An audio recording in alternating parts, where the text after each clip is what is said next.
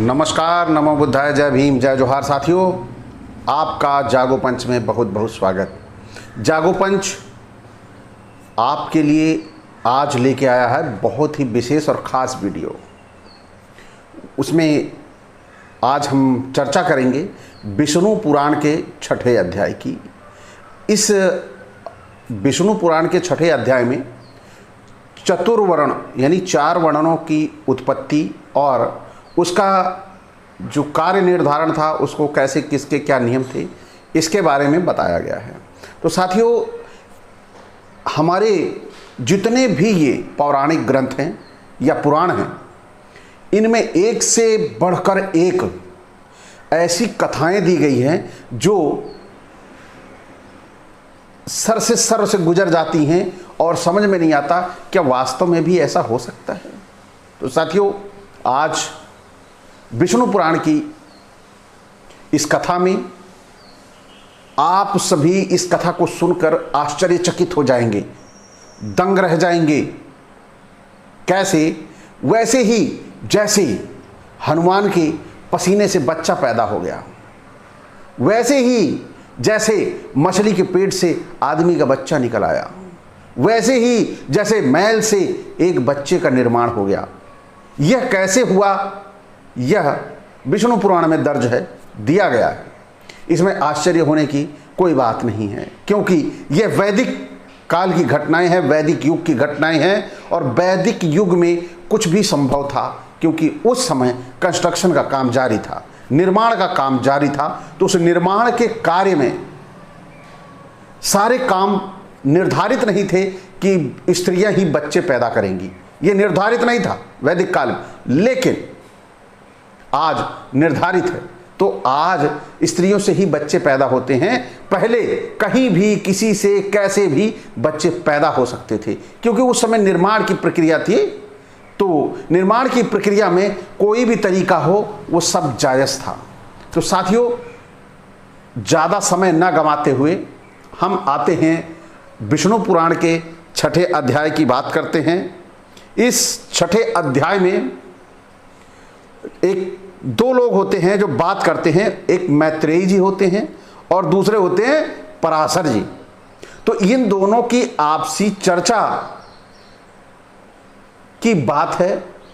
मैत्रेयी जी सवाल पूछते हैं, पराशर जी जवाब देते हैं, और कहीं पराशर जी पूछते हैं, मैत्रेयी जी जवाब देते हैं। ऐसी इनकी पुस्तकें हैं, ऐसा इनमें लिखा गया है। तो यहां पर सवाल क्या उठता है, पराशर जी पूछते क्या हैं और मैत्रेयी जी बताते क्या हैं। तो यहां पर सबसे पहले पराशर जी का सवाल था, मैत्रेयी जी का सवाल था। मैत्रेयी जी ने पूछा था कि हे महामुने, यह बताएं कि सृष्टि के निर्माण में कैसे प्रक्रियाएं चलती थी, कैसे क्या होता था। तो वहां पर आप सभी डिस्प्ले में भी है, देख सकते हैं। मैत्रेयी जी यानी पराशर जी बोले, श्री पराशर जी बोले, तब सोमदेव के कहने से प्रचेताओं ने अपना क्रोध शांत किया और मारिशा को वृक्षों से पत्नी रूप में ग्रहण किया। उन 10 प्रचेताओं ने मारिशा के मातृभाग दक्ष प्रजापिता का जन्म हुआ, जो पहले ब्रह्मा जी से उत्पन्न हुए थे। आगे अब आप समझ सकते हैं, यह सृष्टि के निर्माण की प्रक्रिया है। तब कहते हैं, हे महामने, उन महाभाग दक्ष ने ब्रह्मा जी की आज्ञा पाते हुए सर्ग रचना के लिए उद्यत होकर उनकी अपनी सृष्टि बढ़ाने और संतान उत्पन्न करने के लिए नीच, ऊंच तथा द्विपद, तुष्पद आदि नाना प्रकार के जीवों को पुत्र रूप में उत्पन्न किया। जैसे आप द्विज हैं और शूद्र हैं, इसी तरह उन्होंने सबको ऊंचे नीचे भाव से, किसको ऊंचा रखना है, किसको नीचा रखना है, यह सृष्टि के निर्माण की ही प्रक्रिया है। यह अलग से नहीं आई है, यहां पर इन ब्राह्मणों ने नहीं बनाई है, यह ब्रह्मा ने बनाई है। और जो ब्रह्मा ने बनाया है, उसे हम लोग कैसे काट सकते हैं? क्योंकि वो तो सृष्टि के निर्माण करता है, और जो सृष्टि का निर्माण करता होता है वो कुछ भी करे वो जायज है। तो ब्रह्मा ने यहां पर ऊंचा नीचा बनाया। फिर जब ऊंचा नीचा बनाया तो प्रजापति दक्ष ने पहले मन से ही सृष्टि करके फिर स्त्रियों की उत्पत्ति की। पहले मन से ही पूरी रचना कर डाली, मन से ही सब कुछ बना डाला, उसके बाद स्त्रियों की रचना की। और उनमें से 10 धर्म को और 13 कश्यप को दी, तथा काल परिवर्तन में नियुक्त अश्विनी आदि 27 स्त्रियां चंद्रमा को विवाह दी। यानी विवाह स्त्रियां बनाते ही विवाह प्रक्रिया चालू कर दी। देखिए क्या बढ़िया सिस्टम था उस समय, जो निर्माण कर रहे थे। कितने बुद्धिजीवी लोग थे ये, जो सृष्टि के निर्माण में लगे हुए थे, कंस्ट्रक्शन में लगे हुए थे। स्त्रियां बनाई तो सारे पहले देवताओं, किसी को 27, किसी को 50, ऐसे ऐसे बांट रहे थे। आइए आगे चलते हैं। उन्हीं से देवता, दैत्य, नाग, गौ, पक्षी, गंधर्व, अप्सरा और दानव आदि उत्पन्न हुए।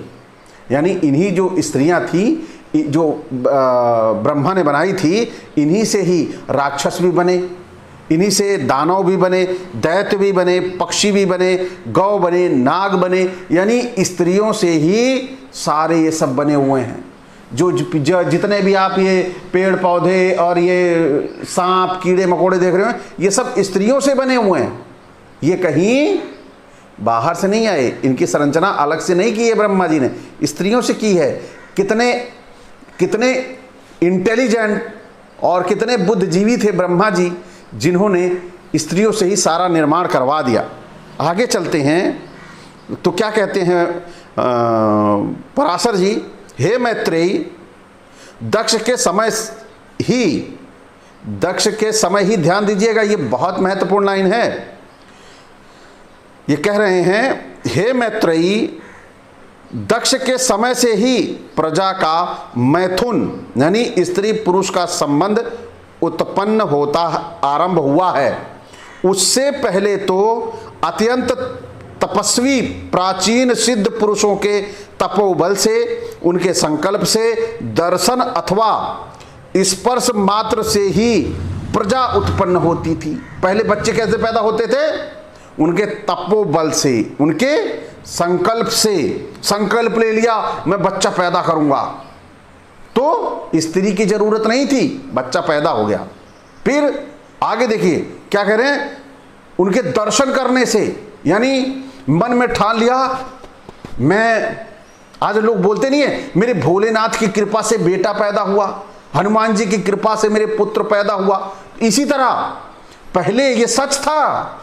आज तो भले ही ये पुरुष नाम उनका हनुमान जी और भोलेनाथ का लगाता है, लेकिन संसर्ग अपनी पत्नी के साथ स्वयं करता है। लेकिन पहले क्या हुआ करता था, वैदिक काल में मान लिया कि मैं काशी विश्वनाथ के दर्शन करने जाऊंगा और मुझे पुत्र चाहिए, और वो वहां गया, भले ही शादीशुदा ना हो, स्त्री से कोई मतलब नहीं था। पहले स्त्रियों की कोई जरूरत नहीं थी, ये विष्णु पुराण कह रहा है। स्त्री नहीं थी, लेकिन उसने संकल्प लिया कि मैं दर्शन करूंगा और मुझे बेटा चाहिए, और वो गया दर्शन करने, लौट के आया, उसको बेटा हो गया।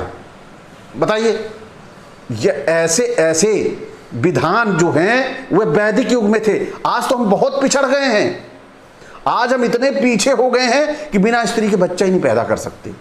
कितने कमजोर हो गए हैं। हमें तो इतना शक्तिशाली होना चाहिए था। वैदिक युग में हम कहां थे और आज कहां हैं, तुलना करते हैं तो बहुत पीछे हैं। अब आइए, दर्शन मात्र से, यानी दर्शन कर लेने से, मैं गया काशी, मुझे दर्शन करने हैं, मुझे उज्जैन जाना है, दर्शन करना है, मेरे बेटा हो जाए, बेटी हो जाए। मैं दर्शन करने गया और दर्शन हो गया, आहा, बिना स्त्री के बेटा हो गया, बेटी हो गई। गजब, ऐसी लीला, ऐसी अपरंपार लीला पता नहीं क्यों बंद हो गई। अगर होती तो ये निश्चित रूप से ये बहुत अच्छा होता, सुपर होता, कि कम से कम ये स्त्रियों के जो प्रपंच होते हैं उनसे तो मुक्ति मिल जाती। लेकिन ये बंद किया, ब्रह्मा जी ने बहुत गलत किया, ये बहुत बुरा लगता है।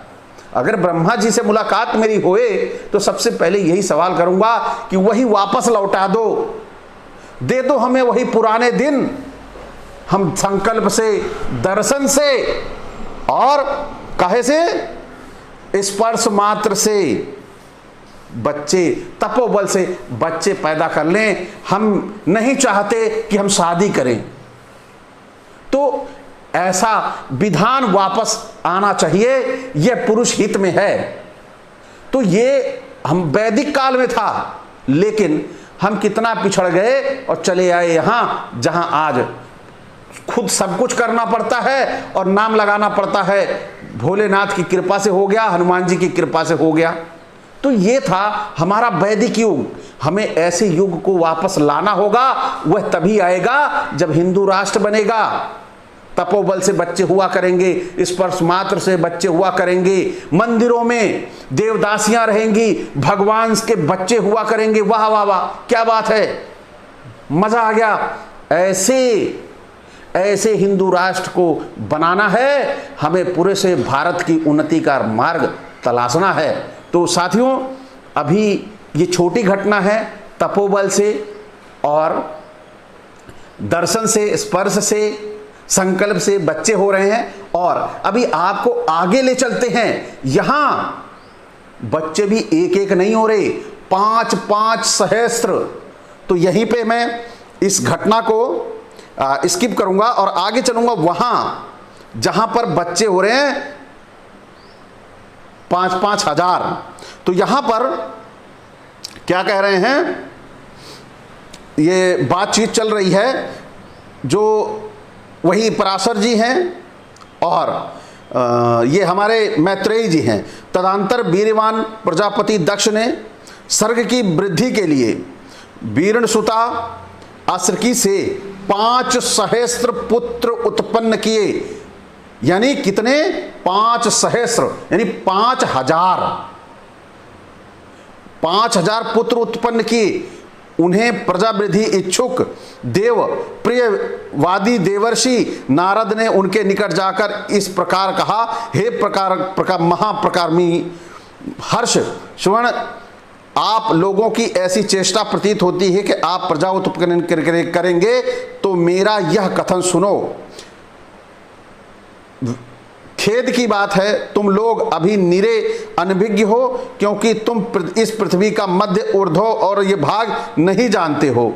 तो यहां पर आप सभी ने देखा कि जो ये बच्चे होने का क्रम है, तो ये तो नारद की बातें थी। आगे भी 1 सहस्त्र बच्चा है, मैं उसे भी बताना चाहता था, लेकिन ये वीडियो बहुत ज़्यादा लंबा हो जाता। तो वीडियो मैं यहीं पे रोकता हूं और चर्चा करता हूं केवल 2 चीज़ों की। यहां पर पहली कि बच्चे जो पैदा होते थे वैदिक युग में, ये कमाल था। ये प्रक्रिया वापस लानी चाहिए। हमें आग्रह करना चाहिए भारत सरकार से कि हमें वैदिक युग में ले चलो। हमें आग्रह करना चाहिए धर्म एवं संस्कृति मंत्रालय से कि वापस हमें वैदिक युग में ले चलो। और लेकिन हम ले तो चलें, लेकिन हमारे सरकार के पास इतना राशन पानी नहीं है। आज कह रही है कि 2 बच्चे बनाओ, सरकार कह रही है 2 बच्चे पैदा करो। और उस समय कितने बच्चे पैदा किए थे, 5-5 हजार।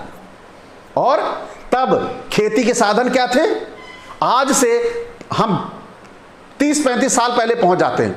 उस समय खेत ऊसर के ऊसर पड़े हुए थे चारों तरफ, और ट्रैक्टर नहीं था, बैल से खेती होती थी। पारंपरिक खेती जो चलती थी उस समय, बैलों से खेती हुआ करती थी। और एक बीघे में 50-50 एक क्विंटल गेहूं होता था, जो आज 10-15 पहुंच गया है। तो उस समय जो इनके 5-5 हजार बच्चे पैदा होते थे, ये खाते थे क्या थे, बड़े कमाल की बात है। चारों तरफ तो वन जंगल थे। गांव, एक गांव से दूसरे गांव की दूरी 10-10 किलोमीटर हुआ करती थी। आज जनसंख्या वृद्धि के कारण गांव की जनसंख्या भी बढ़ गई है। तो लेकिन ये खाते क्या थे, यही बड़ा आश्चर्य था। तो मैं समझता हूं कि हमें लौट चलना चाहिए वैदिक युग में। तपोबल से बच्चे पैदा करेंगे, पत्नी का झंझट खत्म। संकल्प से बच्चे पैदा करेंगे, तब खत्म पत्नी का झंझट।